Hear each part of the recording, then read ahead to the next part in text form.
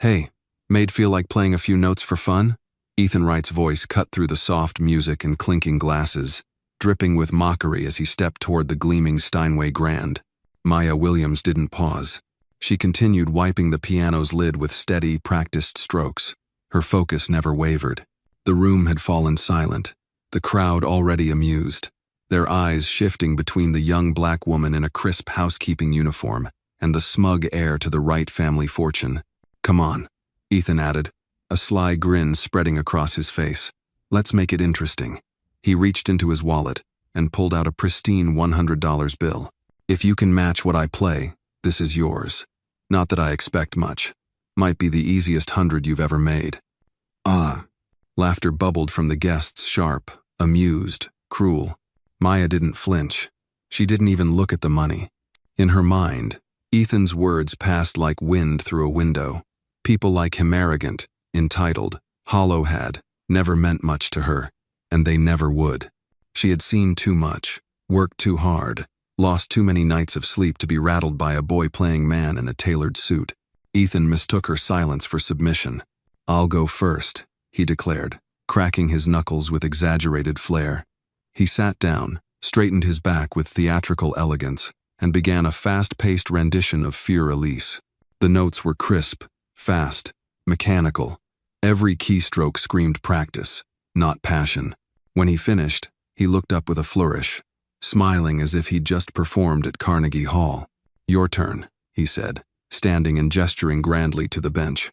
"Try to keep up." Still without a word, Maya removed her gloves and folded them neatly on the piano. She took a deep breath and sat down, adjusting the bench with a gentle motion. From the corner near the fireplace, Eleanor Blake watched intently. Though her eyesight was failing, her ears were as sharp as ever. She leaned forward slightly, hands resting on her cane. A whisper rolled through the crowd. "She's actually going to try," another murmured. "This'll be fun." But Maya didn't play Fur Elise. Her fingers drifted to a different key. And then the first delicate notes of Claire de Lune floated into the room. Gentle, haunting, unforgettable. The shift was immediate. Every sound, every laugh, every breath, every clink of glass vanished into the music. The notes fell like soft rain, washing over the room, drawing it inward. Maya's hands moved with a grace that wasn't rehearsed but remembered. Each measure was filled not with technique, but with memory echoes of late-night practice sessions, her mother humming softly in the background, a quiet childhood yearning for more than survival. The room was still. Ethan stood frozen, his smirk wiped clean, the $100 bill limp in his hand. Maya never once looked up. Her eyes remained closed, her head bowed slightly, as if in prayer. The music came not from the instrument, but from somewhere deeper, from a soul that had been silent too long. When the final note faded, the silence in the room was not awkward, it was reverent. Then, slowly, Eleanor Blake began to clap. A second later, another guest joined in. Then the room erupted not with raucous applause, but with something softer, stunned, deeply human. Maya stood, turned toward Ethan, and met his gaze for the first time. "I don't play for money," she said, voice low even. "Especially not for the kind of people who think it can buy respect." She walked past him, untouched, leaving the bill where it dangled in his useless fingers. Back in the hallway, Maya leaned momentarily against the wall. Her hands still tingled not from nerves, but from truth. She had reminded herself and everyone else who she truly was. And Ethan Wright, for all his noise and privilege, had been reduced to what he truly was, a boy who thought showmanship could outshine soul. The applause faded behind Maya as she slipped back into the kitchen, her hands steady, her face unreadable. The old ticking clock above the pantry door told her it was almost 11:30 p.m. The night shift still had hours to go. Dishes waited, glassware waited, but something in the air had changed, and not just in the parlor. "Maya," a voice whispered. She turned. It was Derek, the senior server, a kind man in his 60s with tired eyes and a spine permanently bent from years of standing. He looked at her with quiet pride. "You shut him down without raising your voice," he said. Maya just nodded, her face calm. "That boy's opinion never meant anything to me. He thinks he's untouchable because of money. But people like him," she said, turning back to the sink. They're made of paper. One drop of truth, and they melt. Derek chuckled and walked off, but not before placing a gentle hand on her shoulder. You didn't just play music out there, girl. You gave us all a piece of dignity. Maya allowed herself a small smile. As she scrubbed champagne flutes, the kitchen buzzed softly with whispers. A few staff members passed her, giving nods of respect they'd never dared before. Her hands moved in rhythm, but her mind floated. Not to the applause, not to the faces, but to the music itself. It had poured from her like breath, no hesitation, no fear. The keys had felt like home. And then the door creaked open. Maya turned her head slowly. Eleanor Blake stepped inside. The older woman was wrapped in a deep blue shawl, her cane tapping softly on the tile floor. She moved with the slow dignity of someone who had nothing left to prove. "Miss Williams," she said. Maya immediately wiped her hands on her apron. "Yes, ma'am?" Eleanor smiled. "Don't yes, ma'am, me like a servant. You're an artist, and you played tonight like one." Maya blushed faintly, unsure what to say. Eleanor stepped closer and pulled a folded card from her pocket. "I'm on the board of the Berkman Conservatory," she said, extending the card. "We host a winter reprise every year. It's not publicized, just musicians, teachers, patrons, a celebration of real talent. I want you to play."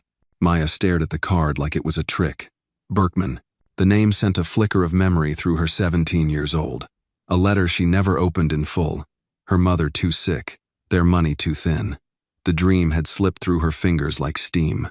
"I haven't performed in years," she said softly. "I've got a job, a schedule. I don't even know if I could still." "Then let's find out," Eleanor said, her voice quiet but certain. "The way you played tonight wasn't just skill, it was honest. People pretend to admire technique, but what they really crave is truth." Maya looked down. Her hands, dark and worn, trembled slightly. Not from nerves, from memory. "I'll think about it," she said. "No," Eleanor replied, smiling. "You won't. You already know." She tapped her cane once on the tile, then turned to leave. At the door, she paused. "I hope you realize you weren't the only one they underestimated tonight." Maya said nothing. She simply watched the door swing shut behind the older woman.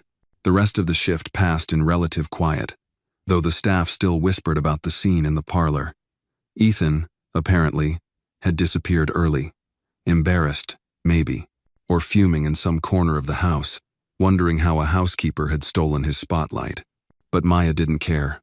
At 2 a.m., she left through the back gate, the Manhattan air cold and clean against her cheeks. She wrapped her scarf tighter, tucking the card Eleanor had given her into her coat pocket. She walked the 12 blocks to her apartment as she always did, her steps steady, her back straight. She passed the same bus stops, same shuttered storefronts, same crumpled newspaper stands, but everything felt lighter. Upstairs, in her small third-floor walk-up, she peeled off her coat and shoes. The apartment was quiet. No television, no distractions. Just a tiny lamp by the window and a folding chair by the radiator. She placed the card on the table and stared at it. Berkman Conservatory. Eleanor Blake. Personal invitation. She ran a finger over the embossed letters. In the corner of her living room stood her old electric keyboard. Dusty. One key broken. It had been years. She had kept it, not out of hope, but out of memory. Now, she plugged it in. The sound crackled. She sat, pressed one key, then another. The broken key still didn't play, but the rest still sang. And so did she. Not out loud, but in the quiet rhythm of remembering. If Maya's story touched your heart, hit the like button to show that resilience and sincerity still matter in this world. And don't forget to comment where you're watching from. You might be surprised to find someone nearby sharing this moment with you. 3 days passed, and Maya hadn't touched the piano again. The invitation card from Eleanor Blake still sat on her kitchen table, untouched except for the one night she ran her finger across the gold lettering. Each morning before work, she glanced at it. Each evening, she ignored it. The memory of her performance at the Wrights still pulsed somewhere beneath her ribs, but her mind pushed it aside, buried under schedules, fatigue, and the rhythm of survival. She couldn't afford dreams. Dreams didn't pay rent. On Friday afternoon, Maya finished her shift early at the Rosemont Hotel and took the crosstown bus home. She sat by the window, watching the skyline stretch toward the river, her thoughts drifting. At the last stop, a voice startled her. "You play like that and still take the bus?" She turned.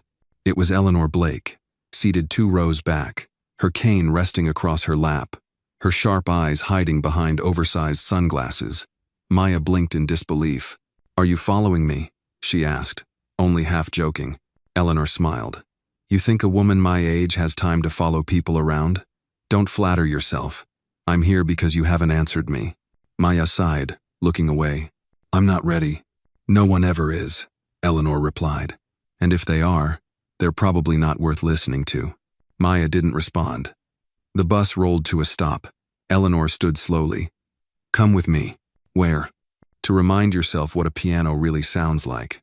10 minutes later, Maya found herself standing inside a quiet recital hall on the Upper West Side.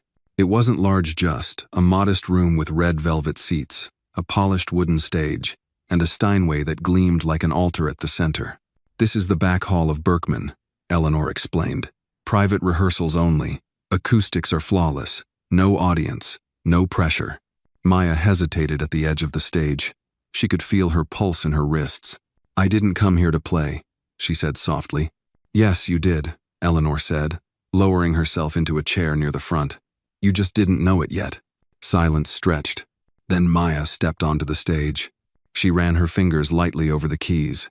The first sound was pure, clear, like a breeze through an open window. Her hands hovered, then lowered. She began with something simple, a piece she used to play as a child. The notes trembled at first, then grew stronger. Her shoulders relaxed. Her breathing deepened. Her fingers remembered what her fear had forgotten. Behind her, Eleanor sat still, listening with eyes closed. Maya played for 20 minutes. When she stopped, she turned to find Eleanor smiling. "I want you to play something original," she said. Maya blinked. "What?" "For the showcase. Something yours. Something that speaks to who you are."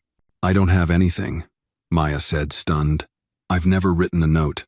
Then you're overdue," Eleanor replied. "You've lived enough for 10 songs." That night, Maya went home, pulled out a notepad, and stared at a blank page for hours. But no music came, only fragments, emotions, colors. She went to bed frustrated, but her fingers kept twitching in her sleep. The next day, at work, everything felt different.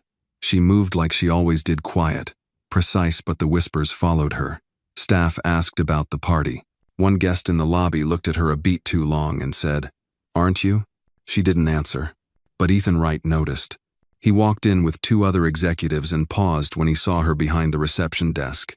His jaw clenched, but he said nothing, just nodded stiffly and moved on. By the end of the week, Maya had returned to the Berkman rehearsal room 3 times, alone each time.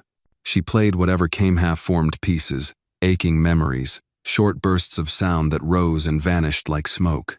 Slowly, the fragments began to link. She borrowed from gospel, from jazz, from Chopin. She stitched together pain and hope and silence. One evening, Eleanor joined her unexpectedly. Maya played the draft of her piece, still raw, still fragile. When she finished, Eleanor sat very still. "Title it," she said. Maya looked at her, uncertain. "Give it a name," Eleanor repeated. "You've given it your voice. Now give it identity." Maya thought for a long moment. "Unseen," she said finally. Eleanor nodded. "It won't be for long." Outside, the streetlights flickered on. Inside, Maya looked down at her hands. They were tired, scarred, steady, and ready. By the following Monday, the invitation to Berkman's Winter Reprise Showcase had been formally confirmed. Maya Williams, hotel housekeeper by day, would be performing her original composition in just 3 weeks. The weight of those words still hadn't settled in her chest. Every time she repeated them silently, "I'm going to perform at Berkman," they sounded both surreal and dangerously real. The next morning, after another late rehearsal, Maya slipped into work 10 minutes early and headed straight to the staff locker room. She needed the quiet, needed space to breathe. Her music notebook, filled now with half-drawn notes and edits to "Unseen," was tucked safely in her handbag. But her mind wasn't on the page. It was on the faces. The showcase would not be an anonymous stage. People would be watching, judging. Some might even remember her face from the right party. She thought of Ethan again, not the insult, not the money, but the way his smirk had vanished. She hadn't seen him since that brief glare in the lobby, but she could feel his shadow trailing behind her like an unfinished sentence.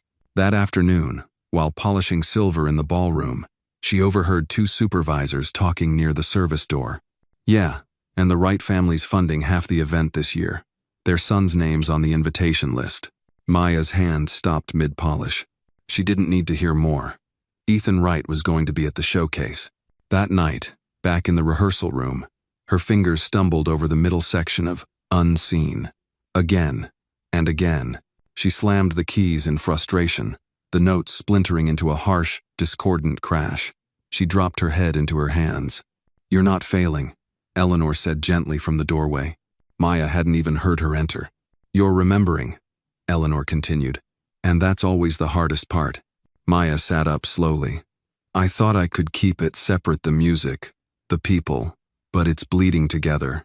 That night at the Wrights, it wasn't just about me. It was about every girl who's ever had to swallow her voice because someone richer, whiter, louder told her she didn't matter." Eleanor crossed the room and sat beside her on the bench. "Then put that into your piece, that silence, that storm, that defiance, because if you don't, Unseen is just a title." Maya nodded. Her eyes were glassy, but her jaw tightened. The next few days were a blur of work, music, and emotion. During the day, she scrubbed floors, folded linens, smiled at guests. At night, she wrote and rewrote the crescendo in Unseen, until it no longer sounded like fear, it sounded like fire. On Friday evening, Derek stopped her in the break room. "Heard a whisper," he said. "Some folks in management don't like that you're performing. Said it's not a good look having staff on the main stage." Maya stiffened. So, I told them you ain't staff that night. You're the show." He winked and walked away, leaving her heart pounding. The next rehearsal was different. Maya arrived earlier than usual. She walked into the hall alone, turned on only the center spotlight, and sat at the piano. No notes, no warm-up. She just played. Every measure of Unseen pulsed with raw memory. The soft ache of growing up unheard, the jagged rhythm of being underestimated, the steady rise of self-worth that no applause could give and no insult could erase. When the last note hung in the air, Maya didn't move. She sat in the silence, breathing deeply, her hands resting like anchors on the keys. Then, from the shadows, a slow, deliberate clap. She turned. Ethan Wright stepped forward. "Well," he said, voice flat, "you've improved." Maya stood slowly, not intimidated, not amused. "What are you doing here?" she asked. "My family's a major donor," he said. "I have a vested interest in the performers." Maya stared at him, her voice steady. "Then maybe sit this one out. It's not about you anymore." Ethan's jaw clenched. "It never was." "No," she said, taking a step forward. "But you thought it was. That night you insulted me. You thought you were the center of the room. But all you did was reveal your ignorance." He looked away. "You think you're better than me now?" "I always was," Maya replied calmly. "You just didn't know it." He turned and walked out, not saying another word. The door clicked shut behind him.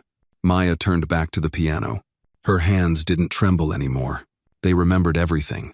And for the first time, they were ready to share it. The morning sun poured through Maya's apartment window like a silent announcement. 2 weeks to the showcase. 2 weeks until she would walk onto a stage that had never been built for people like her, black, working class, invisible until she wasn't. She sipped her coffee slowly, watching steam rise and curl like the melodies still echoing in her mind. Her notebook lay open beside her, pages filled with pencil marks, revisions, tempo changes. The final page bore only 2 words in thick, black ink: "Play bold." It was Eleanor's phrase. From their last rehearsal, the older woman had leaned in, eyes fierce despite age. "Don't walk up there hoping they'll like you," she had said. "Walk up there and own the silence before the first note. Play like your name means something. Because it does."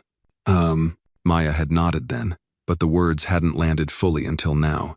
As she prepared for work, she grabbed her staff badge from the table. Her name, Maya Williams, looked plain on the plastic tag, surrounded by the logo of the Rosemont Hotel. That name had earned little respect in the back halls and storage closets of Manhattan's elite buildings. But soon, it would fill a concert program at Berkman. For the first time, her name would be printed not as a worker, but as an artist. At the hotel, whispers followed her more openly now. Some of the younger staff smiled with quiet pride. A few supervisors nodded more respectfully than before, but others sought her. Stricter watched her with disapproval, thinly veiled by professionalism, as if ambition, in someone like her, was a threat. Near the elevators, she caught a snippet of a conversation between two guests. "She's the one playing in the winter reprise. Isn't she housekeeping?" "Apparently so.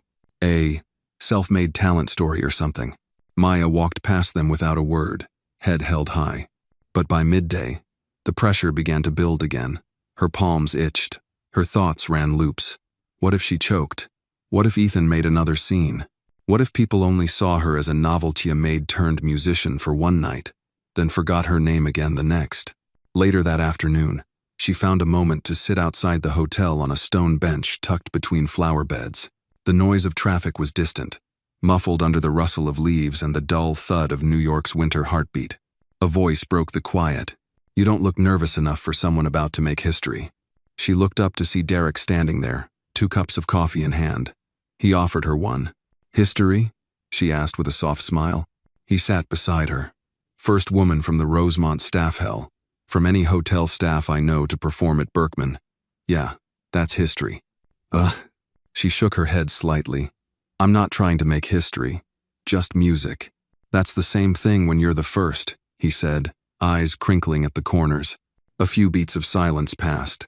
"You ever play in front of this many people before?" he asked. "Number. You scared?" "Yes." "Good," he said simply. "Means it matters." That night, Maya returned to the rehearsal room. The spotlight was already on when she arrived. On the piano's music stand sat an envelope with her name. She opened it slowly. Inside was a printed program for the Winter Reprise Showcase. Names of professional performers, teachers, and alumni were listed in elegant script. And there, at the bottom of the final page, Maya Williams, Unseen, Original Composition. Seeing it in print hit harder than applause, harder than insults. It was proof, it was presence, it was permanence. And above all, it was hers. She sat down and played the piece straight through. No stops, no edits.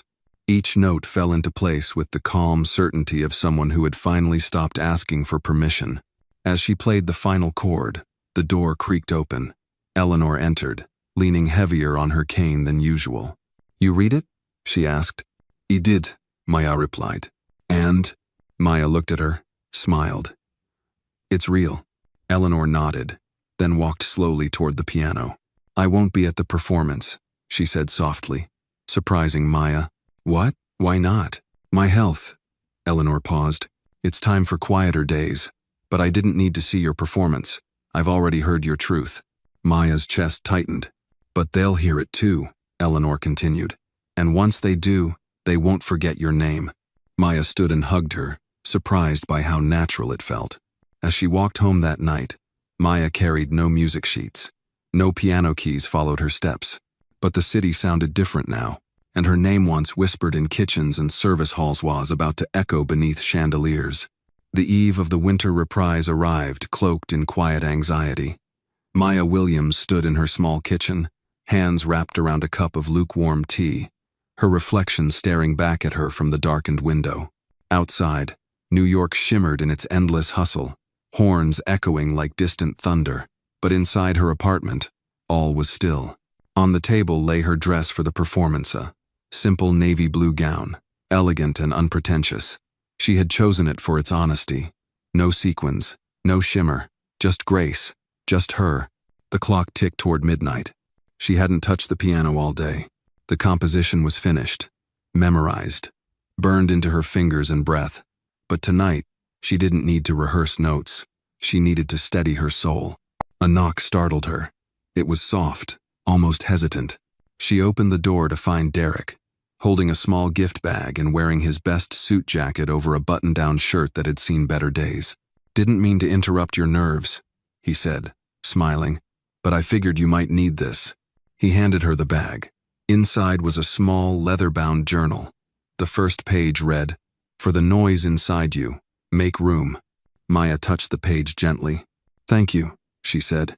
"That's perfect. I know tomorrow will be something, girl," Derek added, voice lower now. "Not just for you, for every single one of us who's ever been told we belong behind the curtain, not under the spotlight." They sat together for a few minutes. No need for more words. Then Derek stood. "You get some rest now. The world can wait until tomorrow." She nodded, closing the door behind him. That night, Maya didn't dream of the stage. She dreamt of her mother's humming in the kitchen, of the church organ during Sunday service, of old vinyl records spinning in their worn-out player. She dreamt of music not as performance, but as memory. The morning came gray and silent. Maya dressed with careful hands. She pinned her hair up and chose her mother's small pearl earrings, faded, but precious. She took the subway to the Berkman Conservatory with her head high, her heart steady. Every stop felt like a countdown, every breath, a beginning. Inside the venue, everything shimmered with purpose. Ushers in black suits moved quietly through the aisles. Performers warmed up in dressing rooms. Pianos rang out from every hallway. It was a world that had always felt like it belonged to someone else. But today, it was hers. In the green room, she found a bouquet waiting for her, white lilies and deep red roses, with a handwritten note. "Play bold. Ebb." Maya held it for a long moment, then placed it beside her music journal. She peeked through the curtain. The audience was already filling in. She spotted familiar faces, fellow hotel staff sitting in the back row, dressed in their finest thrifted clothes. She saw some of the supervisors too, arms crossed but present. And near the center aisle sat Ethan Wright, alone, posture rigid, jaw clenched. Her gaze didn't linger. She stepped back and closed her eyes. A gentle voice came from behind her. "Maya Williams, they're ready for you." Her fingers didn't tremble as she walked onto the stage. The spotlight wasn't blinding. It was warm. The kind of light that says, "Now is your time." She bowed her head, then sat at the Steinway. The audience hushed. Her hands hovered over the keys. Then silence. Deep and powerful. Maya let it linger. And then she played. Unseen began as a whisper, a slow, careful melody that tiptoed into the air like a story being told for the first time. The room leaned in. With every phrase, Maya's past unfolded, each note, a memory, each shift a scar-turned song. The middle section rose with quiet defiance. This was not just about being overlooked. It was about surviving that invisibility, about learning how to grow in shadow and still reach for light. When she hit the crescendo, her eyes closed not to hide, but to feel fully. The audience disappeared. The walls fell away. It was just her and the music, the pain and the joy, the silence and the storm. As the final note held, Maya opened her eyes, and for a second, no one moved. Then, the applause came. Not a polite ripple, not an obligatory clap. It was thunder. Ethan sat frozen, unable to look away. In the wings, staff members stood with tears in their eyes. Maya stood, bowed once, then stepped off the stagionot to escape, but to exhale. She had not just played music. She had spoken truth, and they had listened. The applause still echoed in Maya's bones long after she stepped off the stage. She stood in the narrow backstage hallway, the spotlight now a memory, replaced by dim bulbs and the quiet shuffle of staff and musicians. Her chest rose and fell slowly, as though her body was trying to catch up with the enormity of what had just happened. She'd done it, but more than that, she had mattered. A young woman in a headset rushed past, glanced at Maya, then stopped. "You were incredible," she said breathlessly. "We've never had a debut that quieted the room like that." Maya offered a soft, grateful smile. Compliments didn't puff her ego. They just confirmed what she already felt deep down. The truth in her music had found its place. Outside the hall, people were beginning to leave their seats, the usual buzz of post-concert chatter and soft footsteps filling the air. Maya took a moment longer behind the curtain, letting the reality wash over her without noise. Then she stepped into the hallway and walked toward the reception area where guests mingled after the show.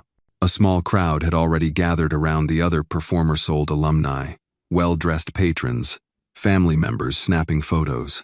She scanned the room, looking for familiar faces, and then she saw them.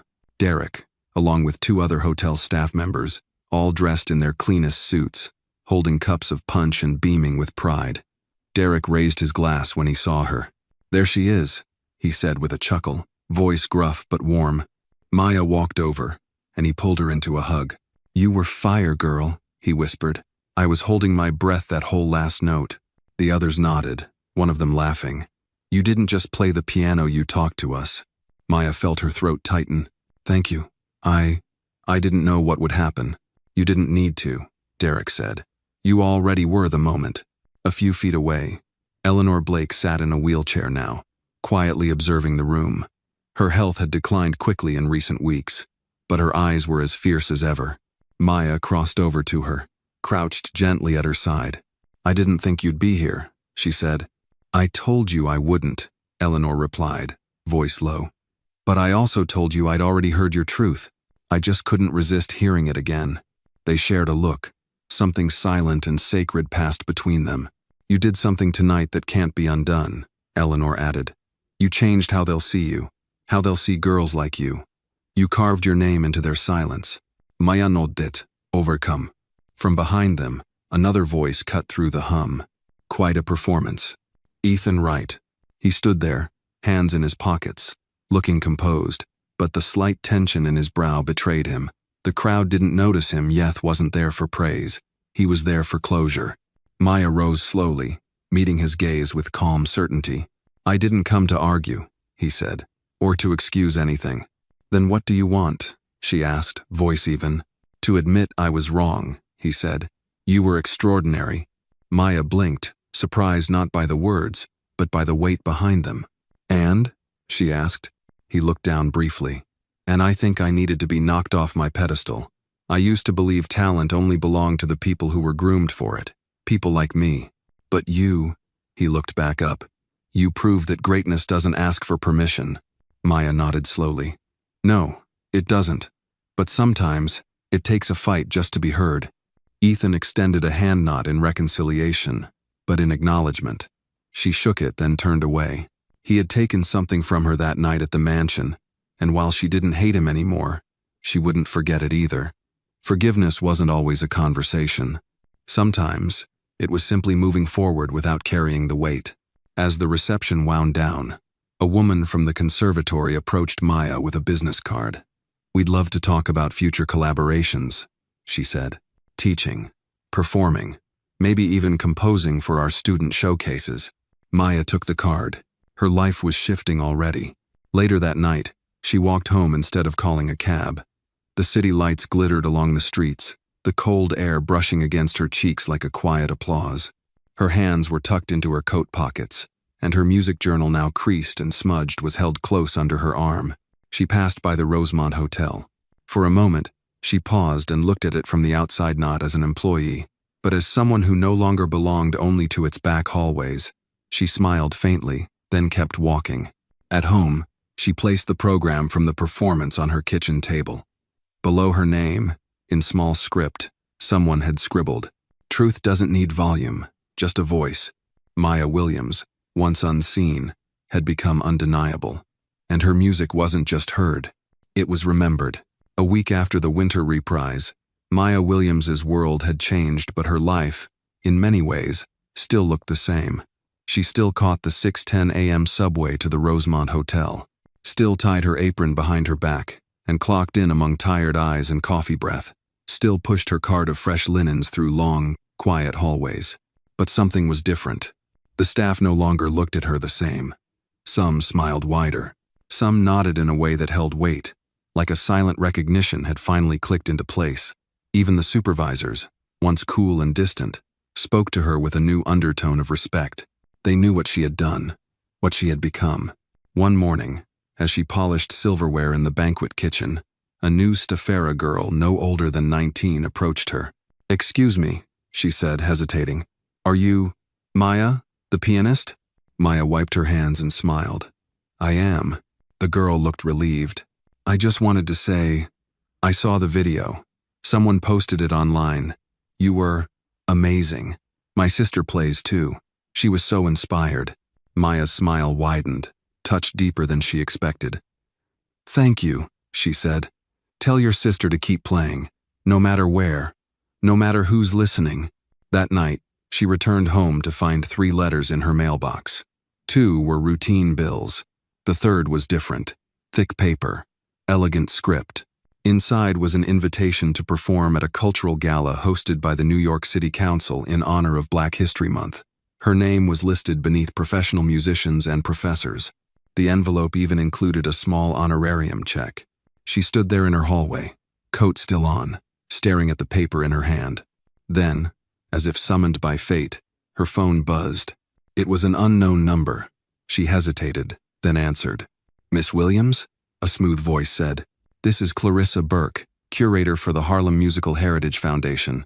We saw your performance at the Reprise.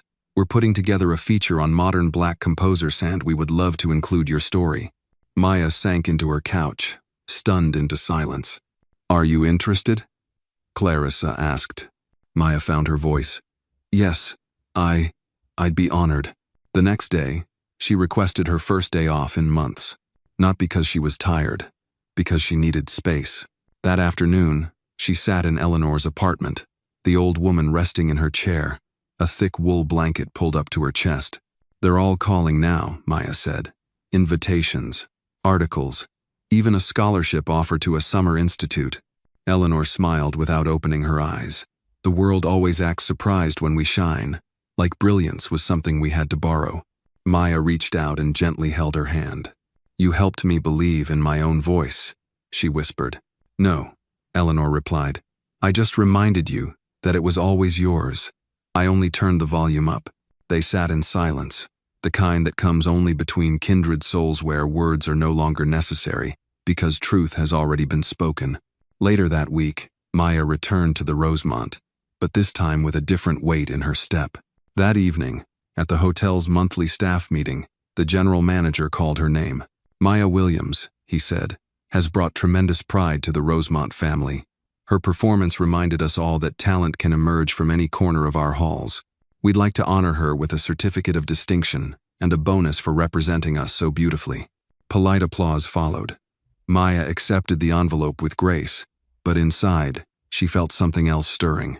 Not pride, not vanity, but clarity. She had outgrown this place. That night, Derek met her for dinner at a small diner 2 blocks away. Over plates of fried chicken and mashed potatoes, he studied her with a curious grin. "You look like someone standing on the edge of something." "I think I am," she said. "You leaving?" "I think I have to," she replied. "Not because I hate it, but because staying means shrinking again, and I can't do that anymore." Derek nodded slowly. "You've got a key now. Don't let anyone lock the next door." "Oh." When she walked home that night, she passed the piano store on Lexington where she used to pause during early morning shifts, peering in at the grand instruments she thought she'd never touch. Now, she walked in. The clerk looked up. "Hi," she said, voice calm. "I'd like to try that baby grand in the corner." He gestured politely.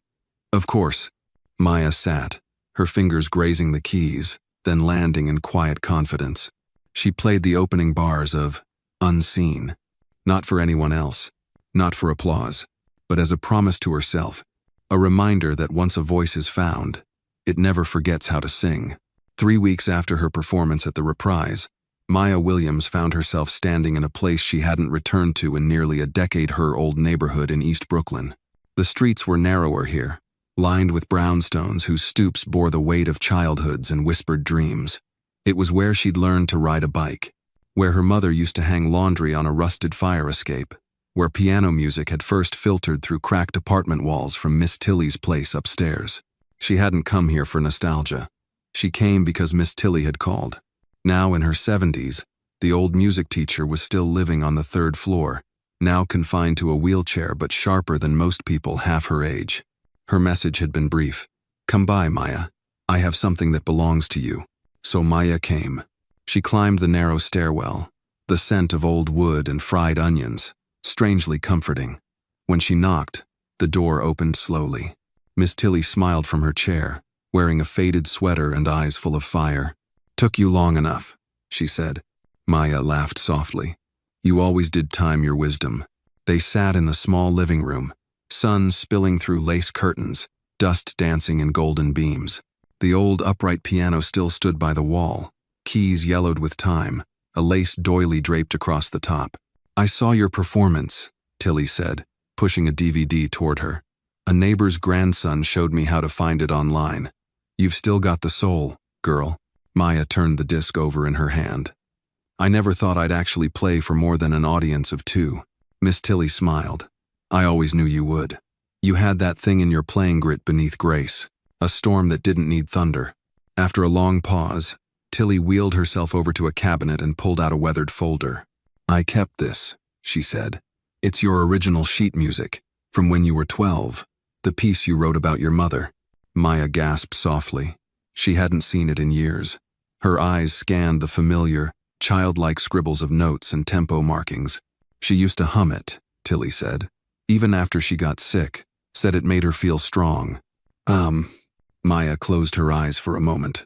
Her mother had passed before ever hearing her daughter play on a real stage. But maybe, somehow, she had known. "I want you to finish it," Tilly said. "Play it, record it, make it whole." Maya took the folder, her throat tight. "I will." That night, back in her apartment, Maya spread the sheet music across her table. The notes were simple, almost naive. But there was truth in Thema, 12-year-old's truth. She picked up a pencil, heart beating slow and steady, and began rewriting the piece, adding layers, complexity, growth, pain, healing.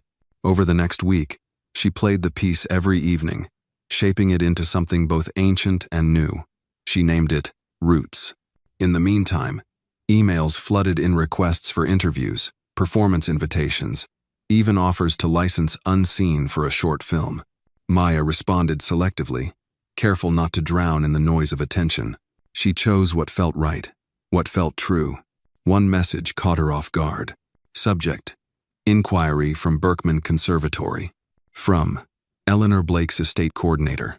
Maya opened it with a sinking heart. The email explained that Eleanor Blake had passed peacefully the night after watching a replay of the Winter Reprise performance. Her final instructions had included a note: "Please deliver my Steinway baby grand to Maya Williams, and tell her to fill it with stories." Maya sat motionless, tears slowly tracing down her cheeks. She whispered, "You already did, Eleanor." A week later, the piano arrived at her apartment. It barely fit through the front door, but when it settled into place by the window, it looked like it had always belonged. Maya placed her fingers on the keys, not to play just yet, but to feel the weight of the woman who had believed in her when she didn't yet believe in herself. Later that week, at the Harlem Musical Heritage Foundation's exhibit launch, Maya stood beside a framed portrait of Eleanor Blake, a plaque beneath it that read, "Mentor, Maverick, Memory." A small display case nearby held a program from the Winter Reprise. Maya's name was highlighted in gold. As the crowd filtered in, Maya was introduced to musicians, scholars, and artists who had admired her work. But the most meaningful moment came from a woman in her 60s who approached with a photo. It was of a young Maya, no older than 7, sitting on a stoop holding a toy keyboard. "I was your neighbor once," the woman said. "You used to hum all day. I'd listen from my kitchen window. Never thought I'd hear you in a museum one day." Maya smiled, overwhelmed. "Thank you for listening." Even then, that night, she returned home and played Roots from start to finish. She imagined her mother humming, Miss Tilly listening through the floor, Eleanor clapping from somewhere beyond sound. The piece ended not with a bang, but a breath, like something finally at peace. And Maya knew this was just the beginning of her real music. Not the part that chased applause, but the kind that remembered. It had been nearly 2 months since Maya Williams stood on that stage at the Winter Reprise, yet the momentum of that night had only grown. Her inbox overflowed with opportunities invites from jazz collectives in Chicago, symphony collaborations in D.C., and a teaching residency at a summer institute in Vermont. Her name had become a whispered signal in the music world, not for glamour or spectacle, but for authenticity. But with recognition came the subtle pressure of expectation. One morning, Maya sat at her Steinway in the apartment, sunlight warming the ebony keys, staring at a blank page in her journal. No notes, no lyrics, just silence. It wasn't writer's block. It was something deeper pause that came from fear of repeating herself, of playing safe now that people were watching. She flipped through old entries, frantic sketches of unseen, scribbles of roots, and fleeting lines of lyrics that had yet to find music. She had been creating from survival, from a place of hunger. But now that she was heard, where did the fire go? Her phone buzzed. It was Clarissa Burke, from the Harlem Musical Heritage Foundation. "Maya, I hope you're ready for a wild idea," Clarissa said, her voice alive with excitement. "We're hosting a new series called Sound of the City, a fusion concert in Central Park. We want you to compose an original piece that blends your classical roots with something uniquely urban, something that speaks to where you came from." Maya hesitated. "When's the concert?" 5 weeks. She exhaled. That wasn't much time for something that complex. "And what kind of instrumentation?" "Your choice. But we want it you. Unfiltered. Bold." Maya said yes before she could talk herself out of it. That afternoon, she wandered through her old Brooklyn block again, recording ambient sounds on her phone. Children laughing on the sidewalk, a preacher's voice echoing from an open church door, a subway brake squealing like a saxophone in pain. She needed to hear the music that wasn't made on stage's music, born of grit, rhythm, and survival. Still, back at the piano, the silence persisted. She needed help, and there was only one person she could think of. That night, she took the train up to Harlem and knocked on Derek's apartment door. He opened, surprised but smiling. "You bring food?" he teased. She held up 2 takeout bags, chicken and mac from Mona's. He stepped aside. "You always know the way to my soul." They sat on his small balcony, paper plates balanced on their knees. After a few bites, she finally said it. "I don't know what to write." Derek looked at her. "You serious?" "I don't want to just repeat what people liked last time. And now that they're listening, I feel like, if I misstep, it'll all vanish." He chewed slowly, then said, "You remember when you played that first night? You didn't play to impress. You played because you had something to say." She nodded. "Well," he said, "what do you need to say now?" That question stayed with her. The next morning, she returned to the Steinway, eyes closed, and played the sounds she'd recorded. She looped a child's giggle over soft chords, layered subway percussion with minor harmonies. She let herself wander through styles, a gospel chorus echoing in the background, a jazz riff layered over classical counterpoint. It didn't make sense at first. Then it did. She wasn't writing a piece. She was building a neighborhood. Every note was a person. Every rhythm a heartbeat. She called it Soundtrack to Survival. Over the next 4 weeks, she worked like a woman possessed. She collaborated with a beatboxer from the Bronx, a cellist from Queens, and a gospel choir from Bed-Stuy. They rehearsed in basements and church halls, recording snippets on their phones, arguing over tempo, laughing over takeout. The final week arrived in a blur. On the morning of the concert, Central Park was alive with motion technicians setting up, musicians arriving, audiences gathering. The stage was modest, but the backdrop of trees and skyline made it feel like a cathedral. Maya arrived early, sheet music under one arm, her other hand gripping her journal.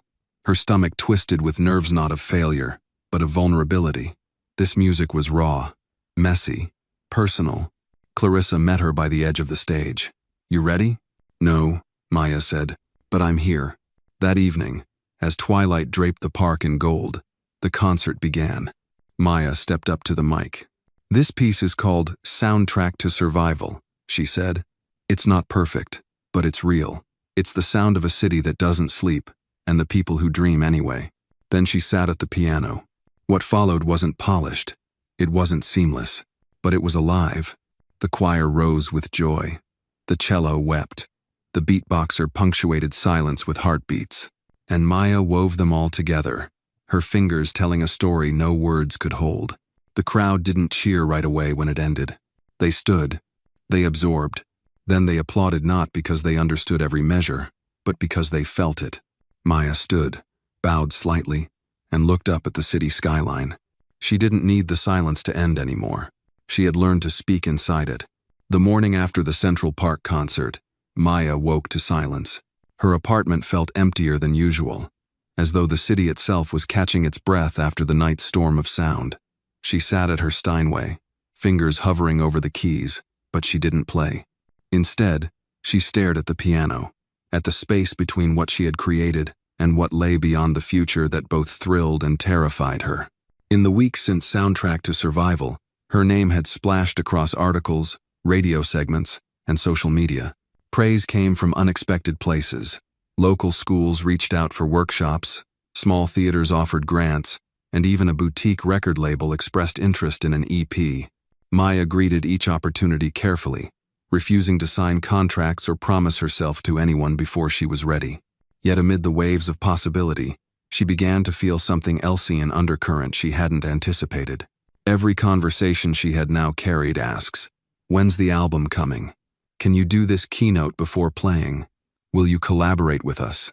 She recognized this feeling. It was the echo of a cage, this time built not by disbelief or denial but by expectation. One afternoon, exhausted, she slipped away from rehearsal and took the A train uptown. She exited near Riverside Park and found an empty bench on the river's edge. She wrapped her coat tighter, watched the water drift, and breathed its hush into her lungs. What had started as a whisper in her heart, the pure need to speak her truth, was now colliding with the weight of proving herself over and over. She thought of Eleanor's journal line, "For the noise inside you, make room." That noise had grown into a cacophony, and soon, would it drown her? Her phone buzzed. It was Clarissa. "Meeting tomorrow, EP deal. Room 402, 10 a.m. Maya stared at the message. She thought about the coffee shop she'd planned to visit, the street musician she wanted to learn from, the time she'd never read her mother's letters again. She stood, brushing snow flurries from her coat. "Maybe not today," she whispered to the river. The next morning, she arrived at the conservatory lobby 10 minutes before her scheduled meeting. The polished walls felt colder than expected. She signed in and waited. Minutes later, a slim woman in a blazer appeared. "Maya Williams?" she asked with professional warmth. "I'm Mallory Hayes. Let's get you coffee." They sat at a round table. A record label manager was already waiting across from Mallory. He offered Maya a firm handshake, his eyes polite but calculating. "Maya, we love what you did in the park. We want to release a 4-track EP within the next 2 months. We have studio connections, marketing channels." He tapped a pen decisively. "Opportunity like this doesn't wait." Maya nodded, but her heart pinched. Mallory leaned forward. "We know this is sudden. We'd like you to open with a lead, single something, catchy, but true. Collaboration optional. You in?" Silence filled the room. Maya could feel expectations crowding her chest. She thought of Derek's words. "What do you need to say now?" This wasn't about deadlines or labels. It was about voice. "I need time," she said finally, "to understand what this next chapter should sound like. If I do this, I want it to be me. Not what sells. Not what's safe." The label manager frowned. Mallory's face softened. "You realize that could push back the release schedule," he said. "I understand," Maya replied. "But if I can't say what needs to be said, I'd rather say nothing." The manager studied her. "That's bold, brave, but risky." Maya nodded. "I've learned that the right risk is the one you own. Otherwise, it owns you." Mallory reached across the table and squeezed her hand. The manager exhaled. "We'll give you time. 6 months. Let's start with a single during Black History Month, then work toward the EP." Maya exhaled, relief and fear twining in her chest. "Thank you," she said. Later that evening, Maya returned to Derek's with pho from their favorite spot. She spilled the news. "They're giving me 6 months," she said, voice low. "But I don't know what to do with that much time." Derek grinned. "Then fill it with what matters." They ate in companionable silence.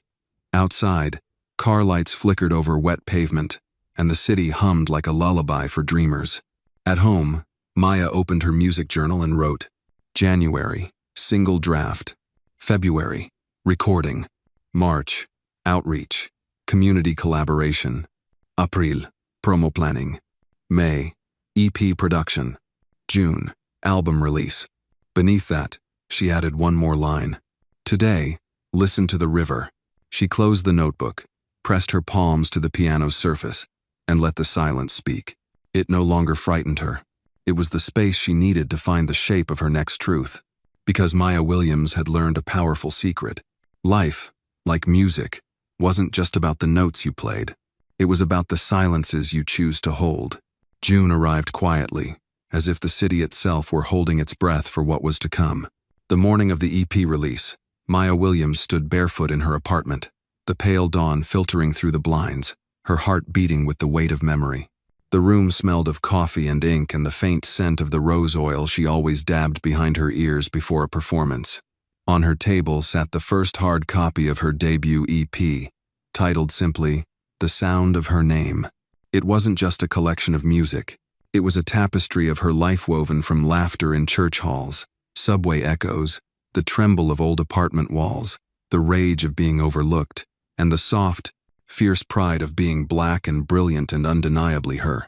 Each track bore a piece of her truth, the one for her mother, the one for Miss Tilly, one named after Eleanor's favorite phrase, and a final track called Stoop, dedicated to the Brooklyn steps where she first dreamed. At 9 a.m., the album went live on streaming platforms. By noon, it had already passed 10,000 plays. She didn't cry, not because she didn't feel, but because the feeling was bigger than tears. It was gratitude wrapped in fire. Her phone buzzed with messages. Old coworkers from the Rosemont, journalists, music students. Her cousin from Baltimore sent a selfie with headphones and the caption, "Listening to you like the world should years ago." But Maya didn't stay glued to the screen. She had somewhere to be. That afternoon, she arrived at the new Community Music Center in Bed-Stuya space. She'd quietly helped fund with a portion of her performance earnings. It wasn't grand, just a refurbished brownstone with clean floors, open rooms, and a small stage. The sign outside read, "The Williams Room, Music for All." Inside, chairs had been arranged for the open mic night. Children practiced scales on small keyboards. A teenager adjusted a microphone, her braids swinging as she tuned her guitar. At the back of the room, Derek greeted her with a wide grin and 2 iced teas. "You didn't even cry today?" he asked. "Not yet," Maya replied, but the night's still young. At 6 p.m., she took the Staginaut as a rising star, not as a guest of honor, but as someone who simply belonged. She welcomed everyone, spoke of music not as escape, but as witness. "Your voice," she told them, "is your fingerprint. Don't let anyone file it down." She then sat at the old upright piano nearly identical to the one from Miss Tilly's and played the first track from her EP. The room was silent, breathless. A child in the front row mouthed the melody, as if already memorized. When she finished, the applause was more than sound. It was connection. It was understanding. Later that evening, as the open mic ended, a girl no older than 10 tugged at Maya's sleeve. "Miss Williams?" she asked shyly. "Yes, sweetie?" The girl held out a small, folded notebook. "I wrote a song. I want to know if it's okay." Maya took it gently, read the first few lines, and smiled. "It's more than okay," she said. "It's yours. That means it already matters." The girl beamed, running back to her friends. Derek leaned against the wall, watching Maya with a look that said he'd always known. "You found it," he said later, as they packed up cables and chairs. "Found what?" "Your audience. Your reason. Not the ones who clap the loudest, but the ones who'll never forget the sound of your name." Outside, the summer air was thick with jasmine and music from a nearby stoop. Fireflies blinked along the sidewalk. Maya walked slowly, letting the evening stretch around her. She passed the piano store where, years ago, she used to stand with longing pressed against glass. It was closed now, but her reflection in the dark window didn't seem like the girl who once waited. She was taller now. Not in inches, but in presence, in truth. At home, she placed the copy of The Sound of Her Name on a small shelf beside her mother's photo and Eleanor's journal. She turned off the lights, letting the glow of the city pour in. She sat at the Steinway, no longer to practice or prove, but to remember. She played one note, then another, and then, without hesitation, she let her fingers dance. Her music no longer asked permission. It was a declaration.